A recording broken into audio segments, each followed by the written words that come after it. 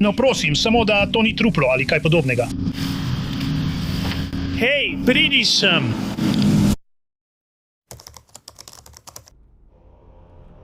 Roseville, Michigan, 12:23 popoldne.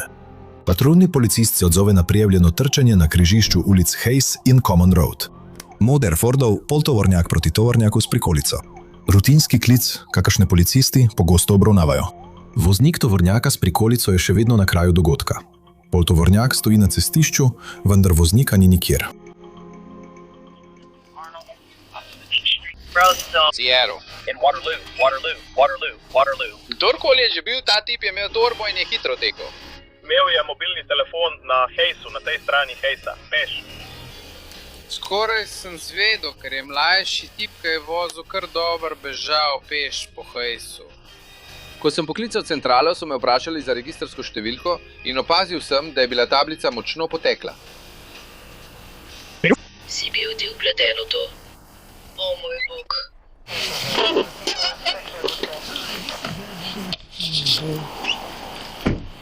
Ne, pripeljali smo tega tipa. Si bil ti vpleten? Počakaj, si imel nesrečo? Ja. V redu, potrebujem, da zapelješ še malo naprej, da bo avto na pločniku in ne bo oviral ceste, prav?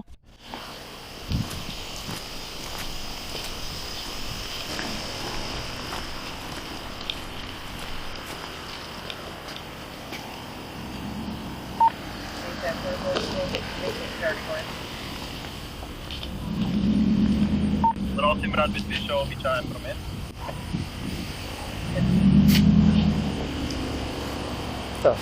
V redu, ampak kdo je tam?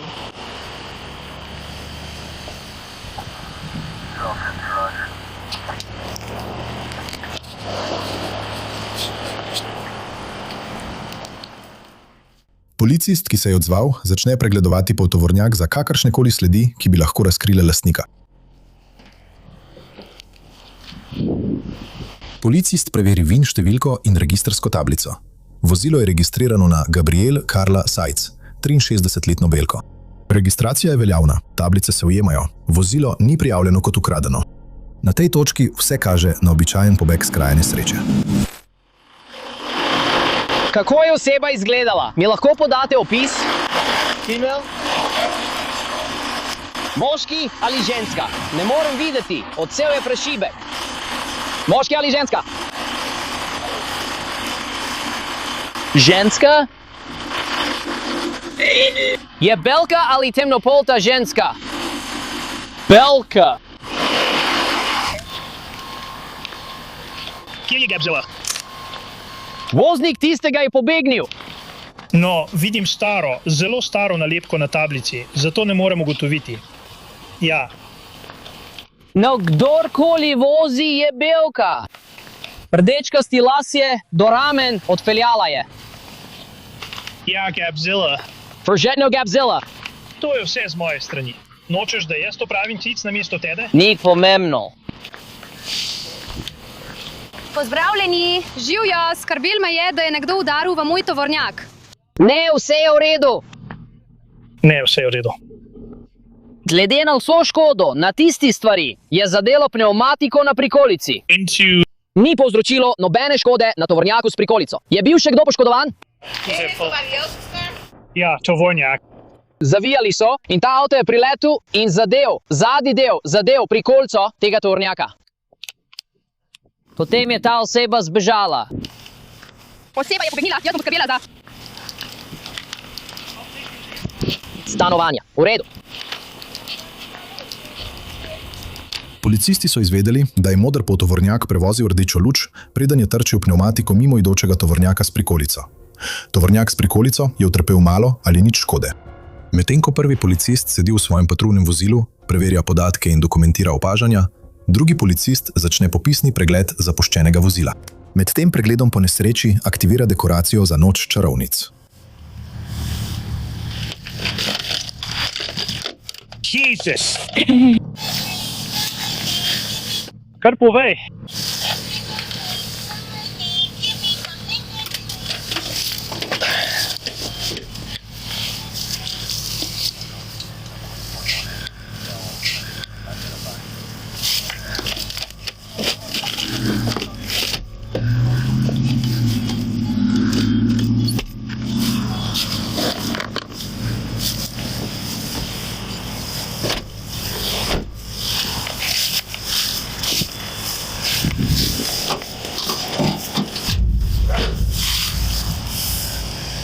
No, prosim, samo da to ni truplo ali kaj podobnega.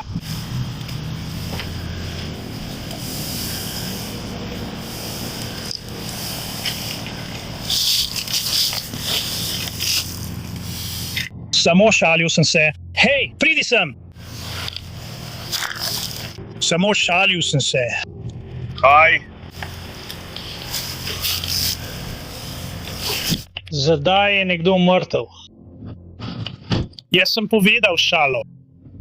Takrat nisem bil v redu. Prvič v Klausnuku.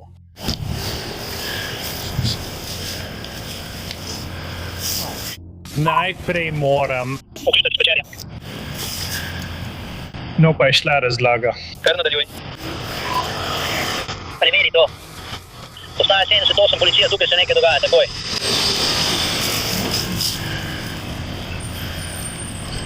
To je morda edini način, da bomo. Glasnik. Ničesar drugega se ne bom dotikal. V redu, drži črto čez karbet. Zdaj boš hotel to pustiti pri miru. Tam zadaj je nekdo mrtev. V redu. Ja, ravno zdaj kličem svojo centralo. Moram zapreti to cesto. Zdaj bom eksplodiral.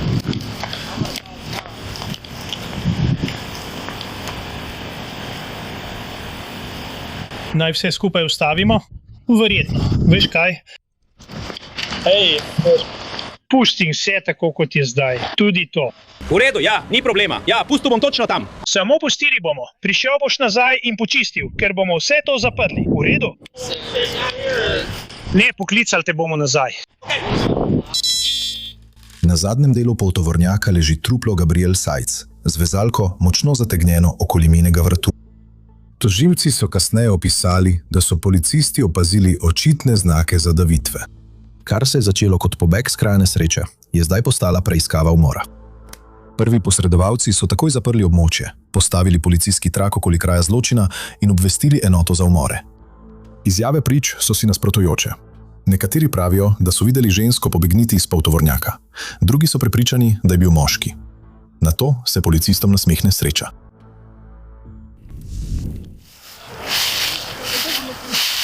Živjo! Pozna osumljenca.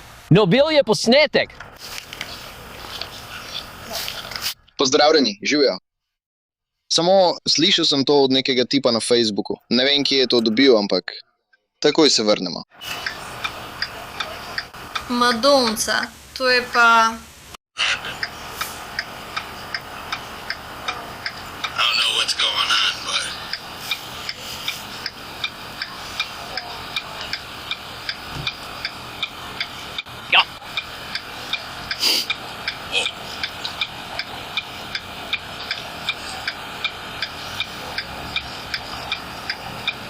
Kot sev Nike pulover s kapuco. Ja, vse to imamo. Ja, to bo to.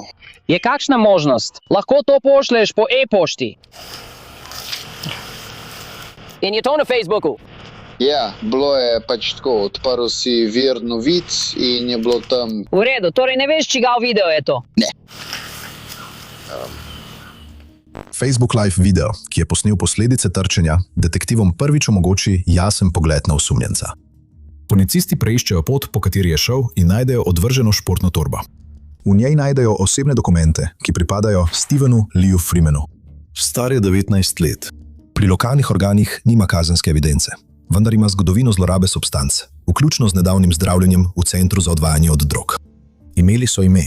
Zdaj so morali ugotoviti, zakaj je zapustil poltovornjak z mrtvo žensko v notranjosti. Detektivi so takoj začeli slediti Freemanovim gibom v zadnjih 24 urah.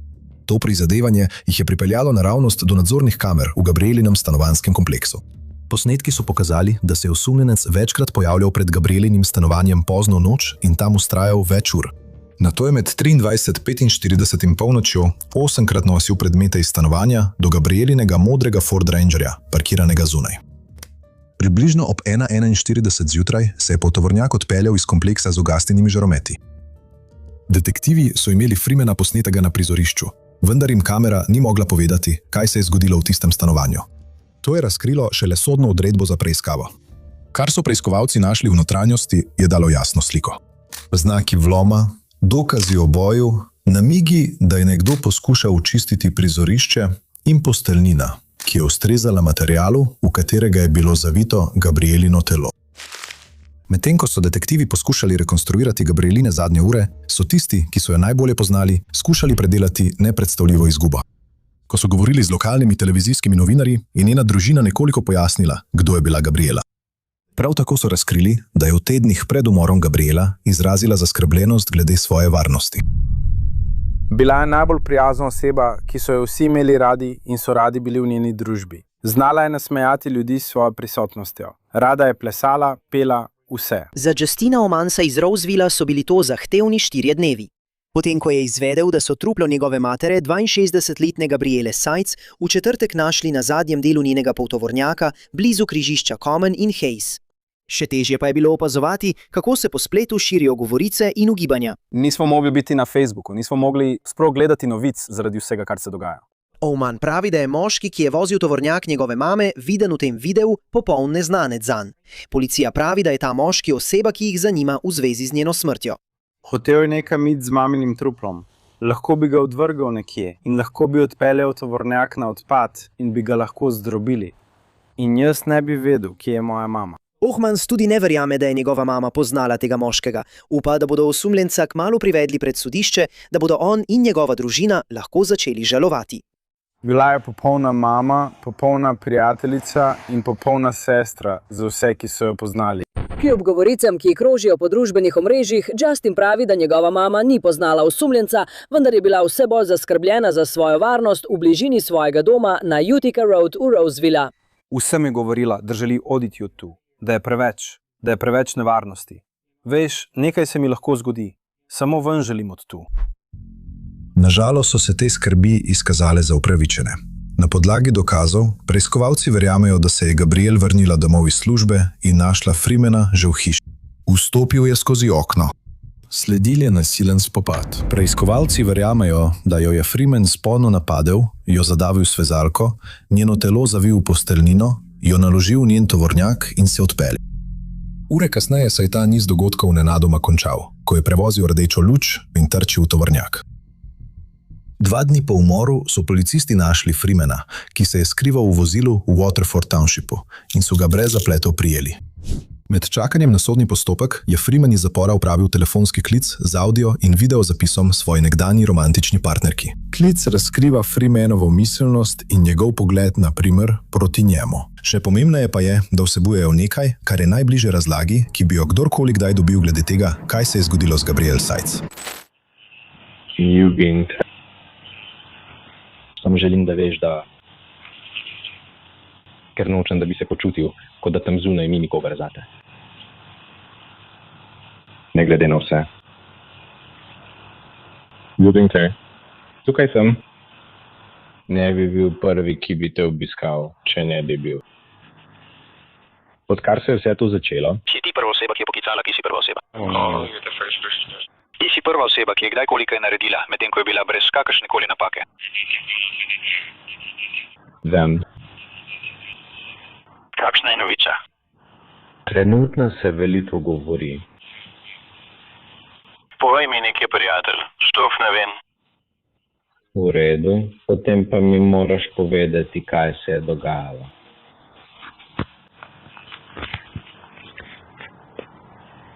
Veš kaj, točno to pravim, ampak veliko se govori, veš. Pravijo, da si živel z njo.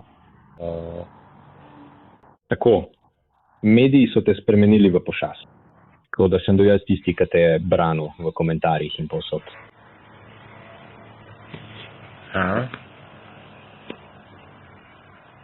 Mislim, trenutno ni nobenega zvoka. V redu, zdaj gre. Zbudil sem se z njenimi rokami okoli mojega vratu. Kaj je bilo v redu? Si to povedal detektivom, ko so te prijeli? Ne, brat, čakam, da vidim odvetnika. Še vedno nisem govoril s svojim odvetnikom. Danes sem šel na sodišče in še vedno nimam odvetnika. No, sem še naprej bodo prelagali, če nimaš odvetnika.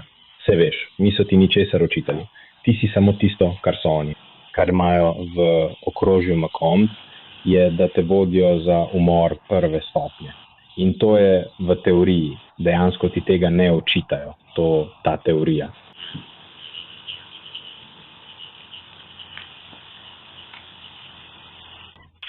kjer bi lahko uredil varščino? Trenutno ni varščine. 7,5. Ja, sem gledal, še ni varščine. Kot lahko vidite tukaj, je Freeman prepričan, da je varščina, medtem ko njegov partner pravi, da je ni. Tukaj je, kaj se dogaja. Ko je bil Freeman prvič aretiran, tožilci še niso odobrili obtožb za umor. Takrat je bil pridržan zaradi manjših obtožb, povezanih s skrivanjem telesa Gabrielle Seitz.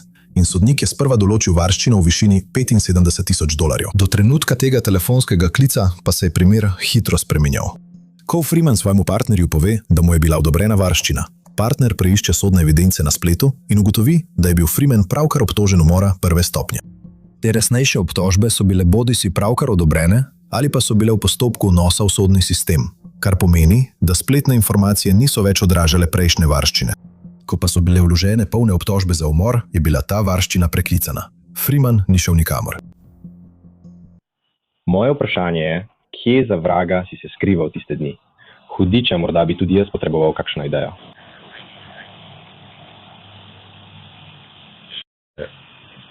Povedal ti bom, ko me prideš obiskat v seta. Hej, želiš vedeti, kaj sem povedal Joeju? Če ne pride ven, pridem jaz noter. Predal se bom. Kaj misliš tem, da pride ven?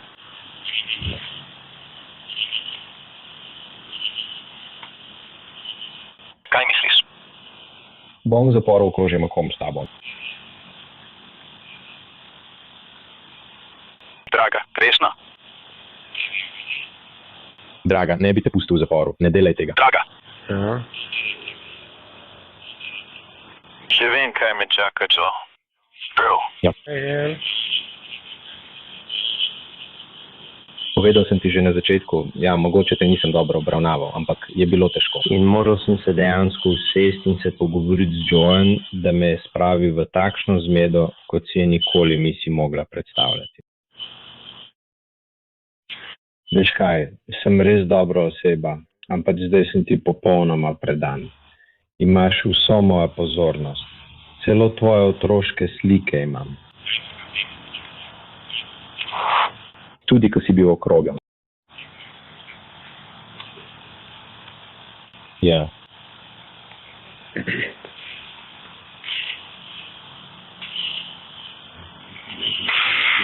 Sam želim, da si v redu. Veš, ker mi je Joe predvajal tiste posnetke. Draga, ne moreš vedeti, moraš iti skozi to. Jaz sem tukaj zate, obljubim ti to. Zelo te imam rad. In sploh ne spremljam, kaj kdo govori. Zmoreš, prav? Še vedno so tukaj ljudje, ki te imajo radi. To bilo veš.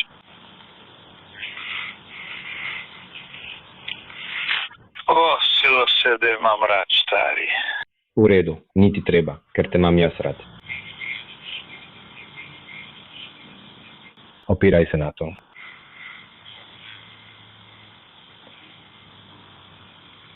Sem na sodišču. Prideš na sodišče.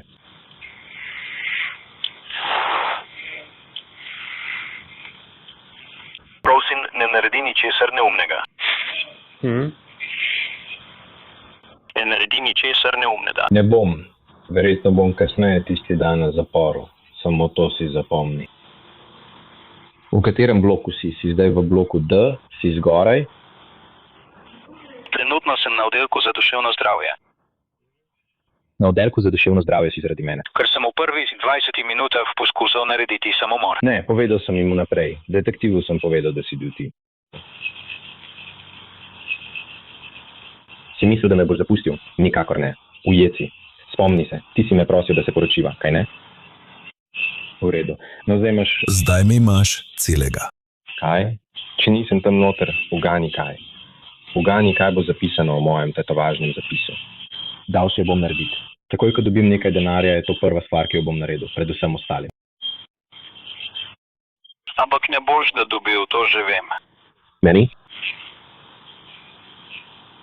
Fant, raje nehaj se hecati z mano. Me sili me, da gremo v zapor, ko ožijemo kombi in udarim paznika. Tako me bodo pripeljali nazaj. ni Macomb, to je Roseville. Si še vedno v Rosevillu?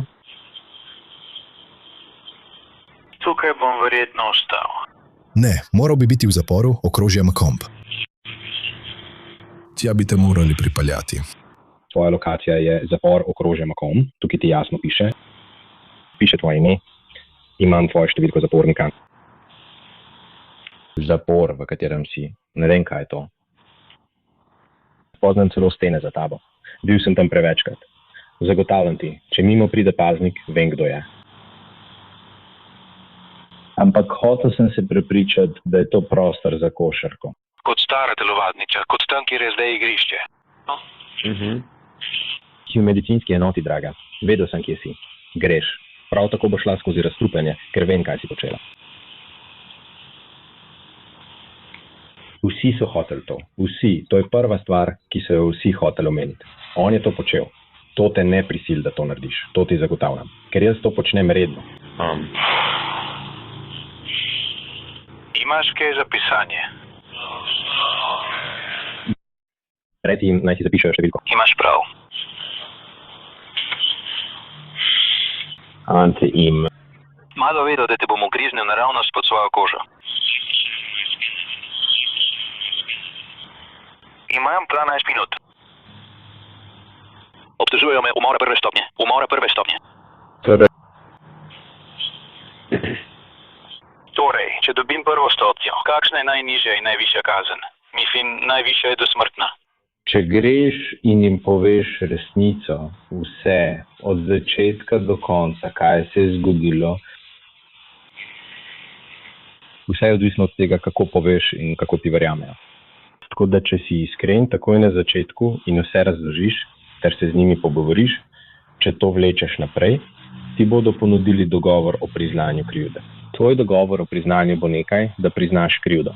Morda boš celo moral odsedeti nekaj časa. Čas boš odsedel v vsakem primeru, zaradi tega, kako te mediji kasneje označijo. Samo do smrtne kazni ne boš dobil, če poveš resnico.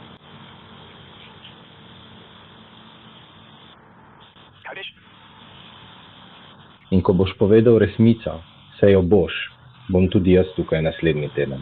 Prav? Tudi jaz bom tukaj naslednji teden, te pridem obiskat. Ja, ker sem zdaj na zahodni strani, draga. In bi prišel, ampak imam tudi nalog, tako da gre za denar.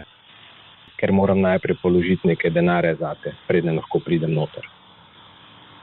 Samo želim, da veš, da se pojzati. Bila sem kot poročena zapornika. Kaž? Kako te imam rad. Moja Getobelovića. Res imam rad. Ljubim te in to si ti. Ne reči, da je to super. Kaj ne naredim? Pa vendar, ali jim preprosto povem resnico? Povej jim resnico. In povej jim vse. Povej jim vse. Ne zavajaj. Ja, zdaj te imajo. Povej jim resnico. Če jim boš lagal, te bo na koncu zajemalo. Zdaj ni razloga, da bi lagal. Že se te označili za pošast. Dokaži jim, da se motijo. Predo.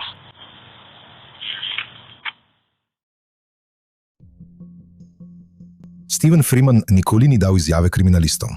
Ni mu bilo treba. Dokazi so govorili namesto njega. Posnetki nadzornih kamer, forenzični dokazi, fizični dokazi, zbrani na kraju dogodka in pričanje prič.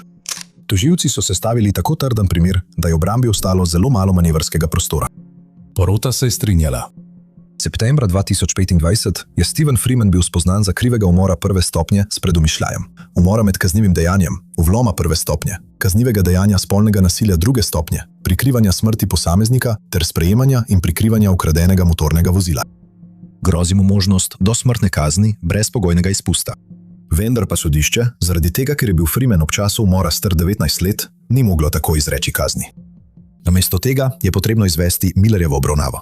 V bistvu gre za to, da sodišče sprašuje, ali je to osebo sploh še mogoče rehabilitirati.